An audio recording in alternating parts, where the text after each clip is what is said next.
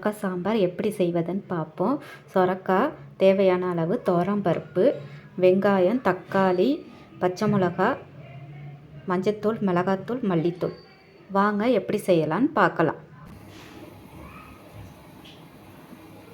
இப்போ ஒரு குக்கரில் துவரம்பருப்பு தேவையான அளவு, துவரம்பருப்பு, தண்ணி, அதில் கொஞ்சோண்டு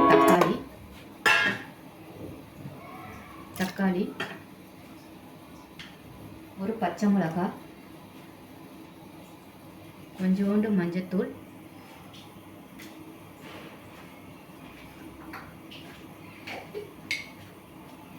கொஞ்சோண்டு ஜீரகம்,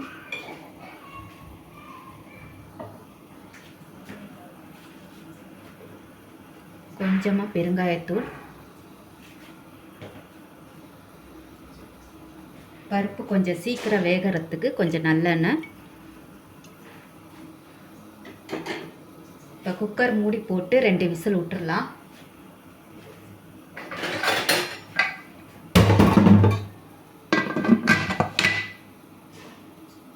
இப்போ ஒரு பாத்திரத்தில்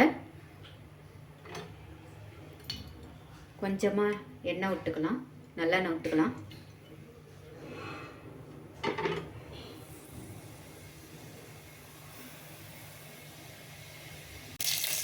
எண்ணெய் காஞ்சதுக்கப்புறம்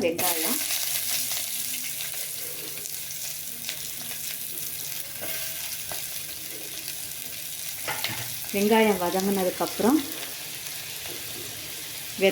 வெங்காயம் வதங்கிருச்சு, தக்காளியை போடுவோம்.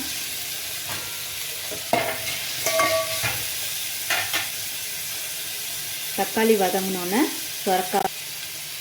தக்காளி வதங்கிருச்சு. இப்போ சொரக்காவை போட்டுக்கலாம்.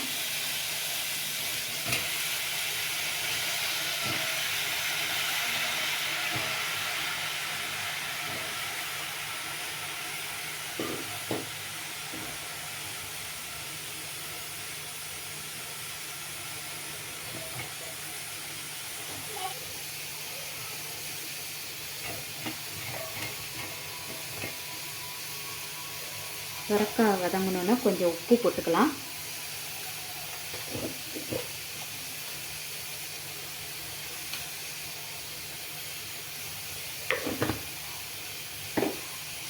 உப்பு போட்டு ஒரு கிளறி விட்டுக்கலாம்.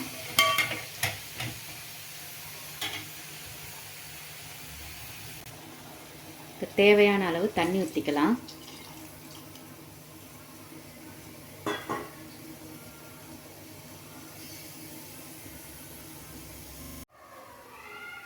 இப்போ மிளகாத்தூள் போட்டுக்கலாம். கொஞ்சமாக மல்லித்தூள் போட்டுக்கலாம். ஏற்கனவே பருப்பில் மஞ்சத்தூள் போட்டிருக்கேன், கொஞ்சமாக மஞ்சத்தூள் போட்டுக்கலாம். இப்போ ஒரு கிளறி விட்டுக்கலாம்.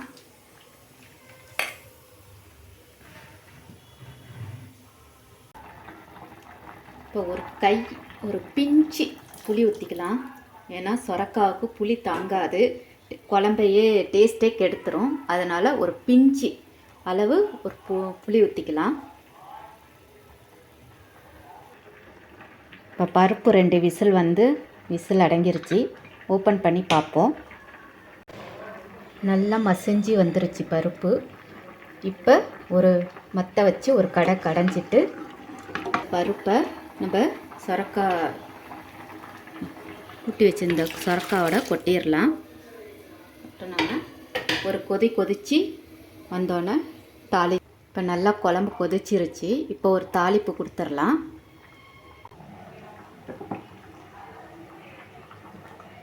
எண்ணெய் ஊற்றிக்கலாம். எண்ணெய் காஞ்சோன்னா 2 வெந்தயம் போட்டுக்கலாம். வெந்தயம் காஞ்சோன்னா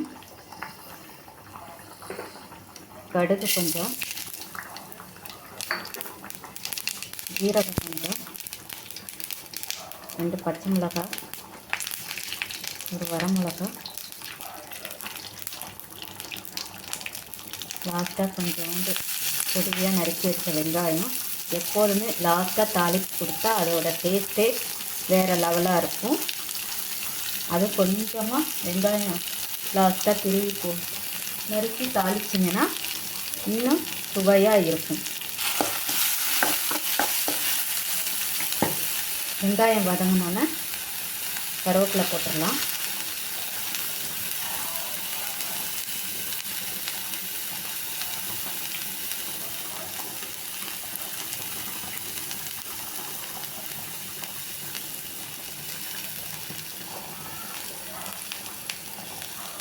இப்போ இந்த தாளிப்பை குழம்புல சேர்த்துடலாம்.